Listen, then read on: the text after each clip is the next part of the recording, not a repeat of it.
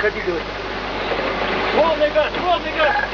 Да что, выходим, вправо! Все, нормально. Потихоньку, ребят, потихоньку. Потихоньку плыви. On March 23, 1994, one of the most absurd and horrifying disasters in the history of Russian aviation occurred. A plane traveling from Moscow to Hong Kong crashed near Mezhdurichensk. All 75 people on board lost their lives. A few weeks later, rescuers recovered the black boxes. When experts deciphered the recordings, they were horrified, and the truth remained hidden from the public for a long time. What exactly happened on board the plane? You won't believe it when you find out the truth. Let's investigate.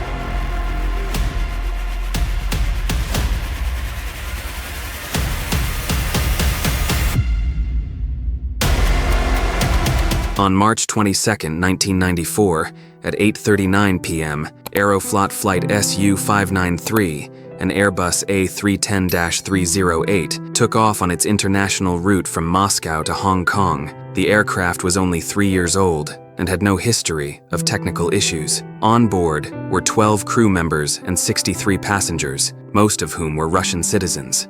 The flight proceeded smoothly, reaching a cruising altitude of 10,000 meters. The reserve captain, 39-year-old Yaroslav Kadrinsky, who had logged over 8,940 flight hours, including 907 on the Airbus A310, was piloting the aircraft. Meanwhile, the captain, 40-year-old Andrei Danilov, with 9,675 flight hours, 950 on the A310, was resting in the passenger cabin. The first officer, 33-year-old Igor Piskarev, with 5,885 flight hours, 440 on the A310, was present in the cockpit. At 12:56 a.m. on March 23rd, roughly 4 hours after departure, the plane suddenly began a rapid descent and soon disappeared from radar screens. It was quickly determined that the aircraft had crashed near the city of Mezhdurichensk in the Kemerovo region. The incident was shrouded in mystery. There were no distress signals, no reports of technical malfunctions, and no military exercises or terrorist threats in the area. Investigators explored every possible explanation, even bizarre theories such as the aircraft colliding with a weather balloon or an unidentified flying object, UFO, causing catastrophic damage. Anatoly Gornostayev, a television cameraman for Mezhdurichensk TV at the time, was one of the first to arrive at the crash site with rescuers. He captured everything on camera, from Anatoly's recollections. The first to see the falling plane were inmates from a penal colony located 20 kilometers from the crash site. According to them, the aircraft was spinning in the air before descending down a slope. We arrived early in the morning on a Mi-8 helicopter. There were about 10 of us. The first thing that struck me was the overwhelming smell of kerosene in the air and the human remains scattered across the white snow. Arms, legs, heads, all of them drained of blood. Not a single intact body. Actually, I do recall a flight attendant. She was very beautiful. She was the only one with an oxygen mask, but her head was shattered by the impact. And what was terrifying, everyone's hair had turned gray. The kerosene had burned and soaked into everything, dissolving even the blood, and the snow had hardened into a solid crust that you could walk on without sinking. Scattered around were pieces of clothing, torn suitcases, many unbroken bottles of champagne, and cans of beer. The crash site also revealed jewelry, several $1,000s, and gold ornaments. The identification process of the victims became a harrowing ordeal for both the experts and the families. Search efforts were complicated by weather conditions. The sun hardened the snow crust during the day, while melting waters turned the site into a slushy, ashen, blood-soaked mess. Later, rain made the situation even worse. Additionally, the wreckage was spread over a massive area, spanning a radius of 2 kilometers. The crash site saw a large influx of people, including emergency services, rescue teams from neighboring regions, police, and soldiers. Sergei Shoigu, then head of the Ministry of Emergency Situations, also arrived. The response was swift and well coordinated. Within hours, bulldozers cleared a path through the dense taiga, and accommodations were set up for the teams working to deal with the aftermath of the aviation disaster. Meals and lodging were organized for the responders, ensuring a sustained rescue and recovery effort. Издалека увидел сразу такая полоса и чуть-чуть дымочек такой. А там снегу метров 5-6, наверное. Трупы, вот, которые лежали, трупы, они почему-то были все седые. Единственная стюардесса, у нее был одет кислородная маска кислорода. У нее. То есть она успела воспользоваться? Одна. Experts proposed three main theories for the crash: technical failure, pilot error, and a terrorist attack. The first was quickly dismissed. The aircraft had no issues. It was almost new and had just passed an inspection. There were also no questions about the pilot's qualifications. All had sufficient experience. In the cockpit, rescuers found the remains of a teenager. They assumed the child had been thrown there by the force of an explosive blast. What else could explain it? Especially since investigators leaned more and more toward the final theory, a terrorist attack. The idea was that a suicide bomber smuggled a bomb on board and detonated it. But something about this scenario didn't add up. In February 1994, Viktor Sajanin, a distinguished Russian pilot and a friend of Yaroslav Kudrinsky, had left for Seattle to retrain on a Boeing 767. While there, he saw on TV that an Airbus A310 had crashed en route from Moscow to Hong Kong. Victor immediately called Moscow and learned that Yaroslav was one of the pilots. A suspicion crept into his mind. Could Yaroslav's family have been in the cockpit at the time? Sajanin had studied alongside Kudrinsky and knew his family well. He remembered Kudrinsky's children, 13-year-old Yana and 15-year-old Eldar, as toddlers. This trip to Hong Kong was their first international journey. Captain Kudrinsky had used a company benefit to bring his children along on the 4-day work trip for free. The cockpit is the sacred domain of a plane. According to aviation regulations, the door must always remain closed. Notably, it is bulletproof to protect against terrorist threats. Even flight attendants cannot enter easily. However, this rule was only introduced after the September 11, 2001 attacks. Back in 1994, pilots deliberately left the cockpit door open to reassure passengers by letting them see the crew in action. On March 22, 1994, there were two children in the cockpit, Yaroslav Kudrinsky's son and daughter. Sajanin's hunch turned out to be correct. The black box recordings confirmed the theory, starting with the chilling words, "Take a seat in my chair." First, Yana, the daughter, entered the cockpit. She sat in the pilot's seat briefly, but wasn't particularly interested. When her father asked if she wanted to take the controls, she declined. Next, Eldar, the 15-year-old son, entered. Captain Kudrinsky instructed him, "We're going to turn left now," and Eldar began turning the control knob. Shortly after, Kudrinsky said, "Hold the yoke," passing over control of the aircraft to his teenage son. Viktor Sajanin delved into the details of the tragedy. Alongside experts from the Aviation Incident Investigation Commission, Captain Kudrinsky had started adjusting the autopilot trajectory to give Eldar, his 15-year-old son, the sensation of controlling the aircraft. In reality, the yoke moved automatically in Eldar's hands. However, Kudrinsky neglected to warn him about one crucial detail, the system's sensitivity to applied force. Sajanin explained, the autopilot was designed in such a way that if you exert a force of over 10 kilograms, around 22 pounds, which isn't much for a 15-year-old, and maintain it for 30 seconds, it disengages the autopilot's roll channel. Unknowingly, Eldar applied sufficient pressure to disconnect the autopilot. The plane abruptly tilted to the right. At that moment, the co-pilot, Igor Piskarev, was monitoring the instruments. He reported to Kudrinsky that the aircraft appeared to be entering a holding pattern, circling to delay arrival before landing. This is clearly audible in the cockpit recordings. Piskarev said, "Yes, I think it's a holding pattern," but no such pattern had been programmed into the autopilot, meaning something was wrong and immediate corrective action was needed. Because Eldar was occupying the pilot's seat, Kudrinsky had to swap places with him to regain full control. So, after the black boxes were decoded, the timeline of events on that tragic night became clear. Until about 12:30 a.m., the flight was proceeding normally. The responsibility for the flight was transferred to the reserve captain, 39-year-old Yaroslav Kudrinsky. Based on the sounds, experts determined that at 12:40 a.m., Danilov and Kudrinsky's children, who were also on the flight, entered the cockpit, 13-year-old Yana and 15-year-old Eldar. About 3 minutes after they entered, the reserve captain easily stepped away from his seat, but did not transfer control to the second pilot, as he was completely confident that the autopilot would do everything for him. So the captain's seat was vacated, and one by one Kudrinsky's children began sitting in it. As experts would later state, this permissiveness was a serious violation of the rules. Multiple rules were broken at once. However, as time would show, this was only the beginning. Let me now walk you through what happened next, minute by minute. 12:47 a.m. The reserve captain addresses his daughter and says, "Well, Yana, are you going to pilot?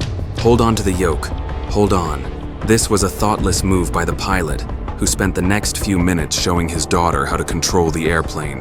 12:51 a.m. Yana leaves the pilot's seat, and Eldar takes her place. As he did with his daughter, the father shows him how the so-called course setter works. 12:54 a.m. The 15-year-old boy asks to be allowed to take the wheel, meaning to literally turn the yoke.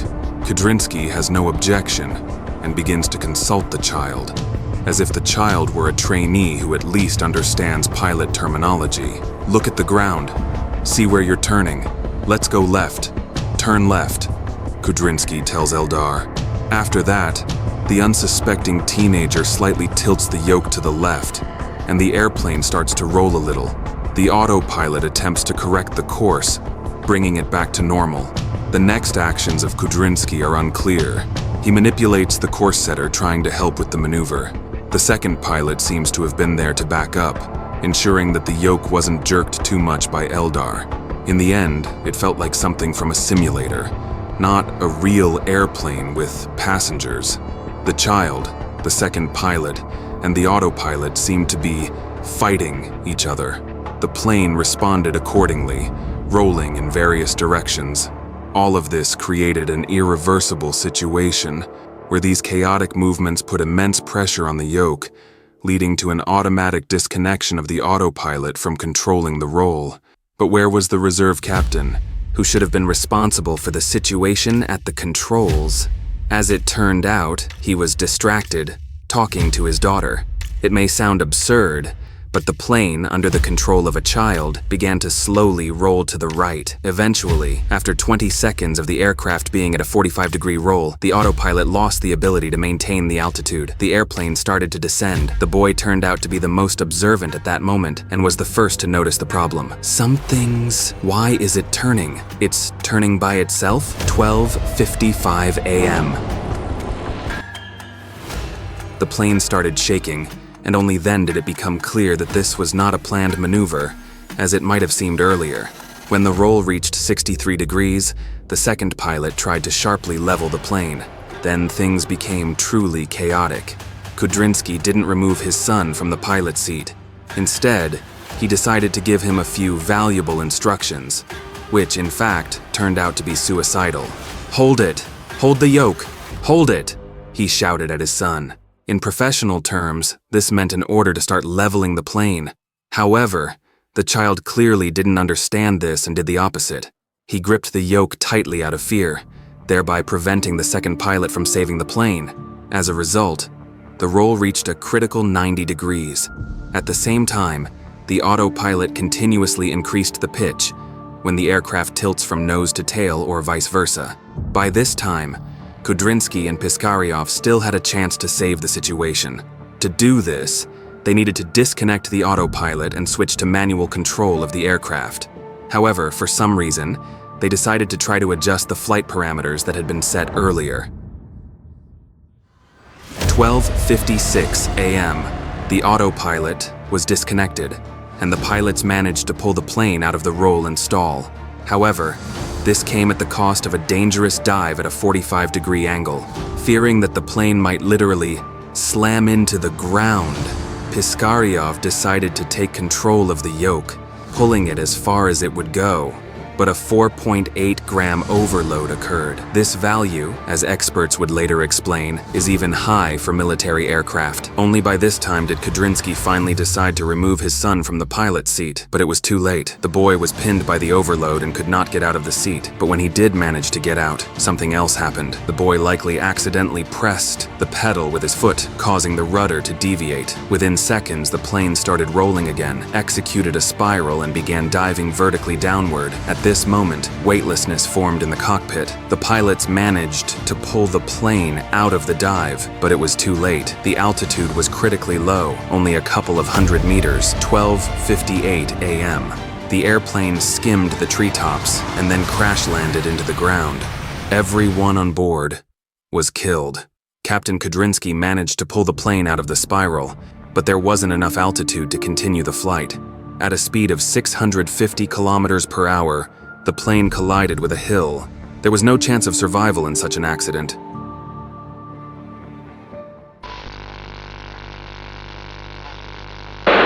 Пошел, да? Криво идет самолет? Да, выходи. Выходи.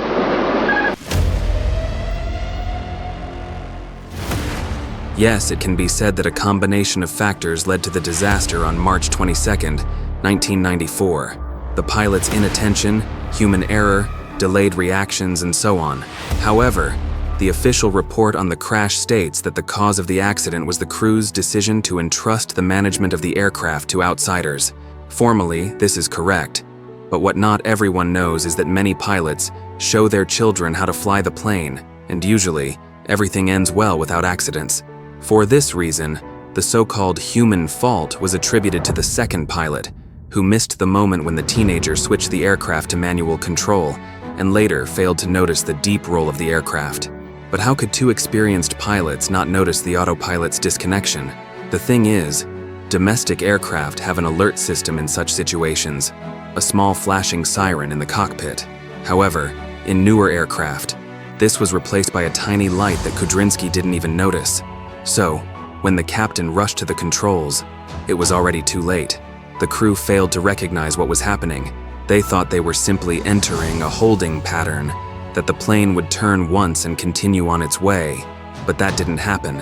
The plane started losing altitude and entered a spin, from which they later tried to recover. They did manage to recover, shouting, "We're coming out! We're coming out!" But it was too late. This situation was modeled on a simulator. They specifically put the aircraft into this exact situation, and when the pilots let go of the yoke, both on the left and right sides, the plane would automatically recover from this position. Automatically, no intervention was needed. All aviation safety protocols are written in blood.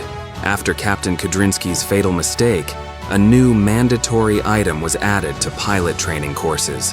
Now, every crew member is taught how to recognize the disconnection of the autopilot, and most importantly, they are made to understand that, in a critical situation, the automation has much better chances of saving the aircraft.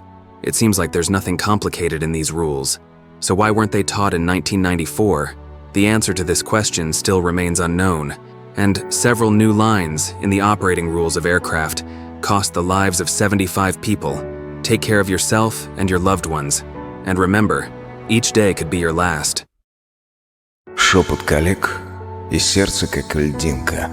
Новость сошла на нас прямо с небес. Упал самолет с названием «Глинка», и номер не русский, буквы QS. Мы были лучшими, первыми были.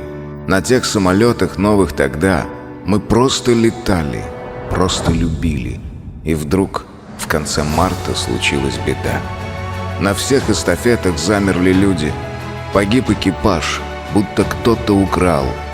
И вряд ли из нас хоть кто-то забудет горечь первой потери компании РАЛ. Вдруг лучик надежды в эфире прорвался. «Мы сделали это», — сказал экипаж. Мала высота, и чья-то фуражка на ветках деревьев вошла в репортаж.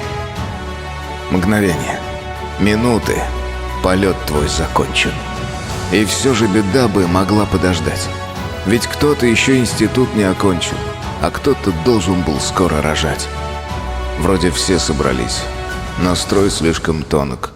И водка опять почему-то горька, а просто нету с нами девчонок. Артема, Сережек и Игорька. Уже расставанию десятилетия. Скажите, ребята, но как же вы там?